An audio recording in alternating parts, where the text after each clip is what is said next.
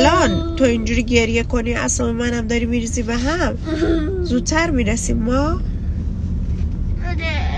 آره گریه کنی زودتر میرسیم.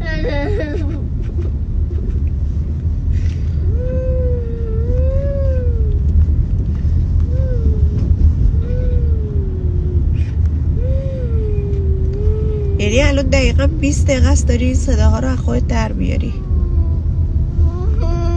خیلی اذیتم میشه. موچه جلوانم تک پرداخت کرده همه چی